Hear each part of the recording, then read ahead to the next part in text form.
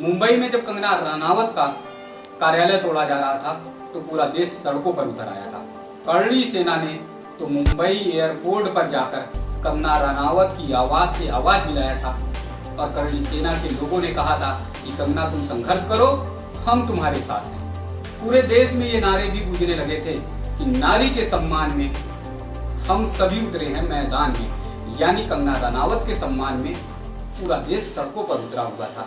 शायद ही कोई ऐसा प्रदेश हो जहां पर लोग सड़कों पर उतरे ना हो और कंगना रनावत का साथ देने का उन्होंने वादा न किया। लेकिन दुर्भाग्य की बात है कि ऐसे मामले पर बॉलीवुड पूरी तरह से शांत रहा। दिग्गज कलाकार, बड़े कलाकार, उन्होंने दो शब्द भी नहीं बोले। जिस समय बीएमसी कंगना रनावत के कार्यालय को तोड़ रही थी, बुलडोजर गरज रहा था, एक महिला आई और वो बुलडोजर के सामने खड़े होकर बोली कि ये गलत काम है और इस तरह से एक महिला का, एक अबला का कार्यालय नहीं तोड़ा जाना चाहिए। मगर बॉलीवुड का कोई भी कलाकार, दिग्गज से दिग्गज कलाकार, उसने ट्वीट करके ये नहीं कहा कि ये गलत हो रहा है, कंगना रनावत के साथ इस तरह का काम नहीं होना चाहिए। जबकि बीएमसी, शिवसेना पूरी तरह से साफ दिखाई दे रहा था कि हाई कोर्ट के आदेश की धज्जियां उड़ा रहे थे। हाई कोर्ट ने कहा था कि 30 सितंबर से पहले कोई भी अवैध निर्माण नहीं तोड़ा जाए, क्योंकि इस समय कोरोना काल चल रहा है, कोरोना का संकट चल रहा है, ऐसे में कोई कार्रवाई नहीं की जाए। तो कम से कम ये दिग्गज कलाकार ये तो बोल सकते थे, ये तो कह सकते थे कि अभी हाई कोर्ट के नियम का पालन करिए, अभी बुलडोजर मत चलाइए।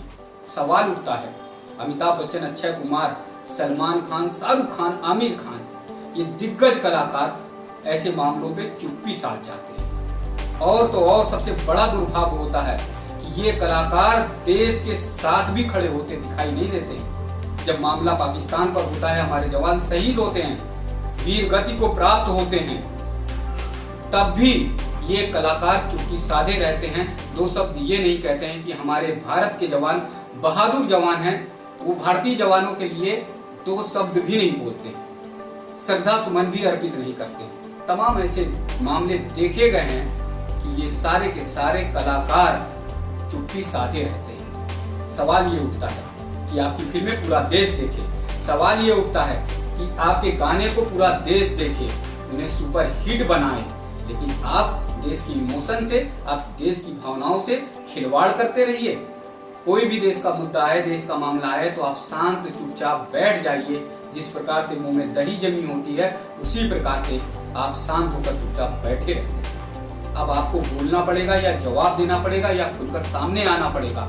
अगर ऐसे मुद्दे पर आप नहीं बोलते हैं तो एक दिन ऐसा भी आएगा कि धीरे धीरे देश का दर्शक, देश के लोग आपकी फिल्मों को देखना बंद कर देंगे। क्योंकि आप जब देश के मामले पर, देश के मुद्दे पर खड़े होते नहीं हैं, तो देश के लोग आपकी फिल्में क्यों देखें, आपके गाने को, आपके गीत को क्यों सुने, आपको सुपरहिट क्यों बनाएं।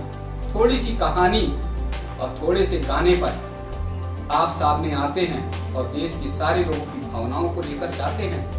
देश अब समझ चुका है, जानने लगा है और धीरे धीरे आपको इग्नोर करेगा। यही एक कारण है कि आज बड़ा सवाल उठ रहा है और इसे आपको जेहन में अध्ययन करना पड़ेगा, चिंतन करना पड़ेगा, मनन करना पड़ेगा कि धीरे धीरे क्यों बॉलीवुड की चमक फीकी पड़ रही है। इसका मूल कारण यही है, चाहे अमिताभ बच्चन हो, चाहे अक्षय कुमार हो, सलमान खान हो, आमिर खान हो, शाहरुख खान हो, ये देश के मुद्दे पर बोलते नहीं। हालांकि तमाम ऐसे मामले होते हैं, विदेशी मामले होते हैं, तब इनकी आंखों में आंसू आ जाते हैं, कैंडल मार्च लेकर ये निकल पड़ते हैं, दुख जताते हैं, खेद जताते हैं।